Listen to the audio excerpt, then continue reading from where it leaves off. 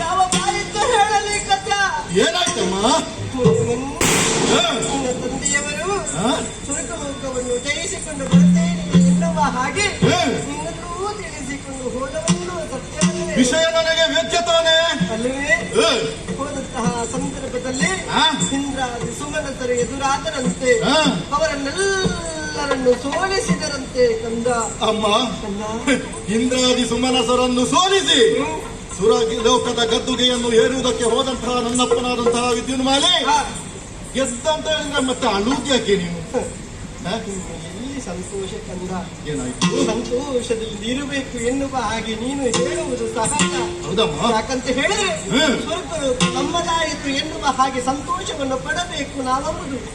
ಆದ್ರೆ ಎಷ್ಟೋ ದಿನ ಏನು ಕಂದ, ಏನು ಸ್ವರ್ಗವನ್ನು ಏರಿದ ಕ್ಷಣವೇ ಆ ಇಂದ್ರಾದಿ ಸುಮನಸರೆಲ್ಲರೂ ಕೂಡ ಸೇರಿಕೊಂಡು ಮೋಸದಿಂದ ನಿನ್ನ ತಂದೆಯನ್ನು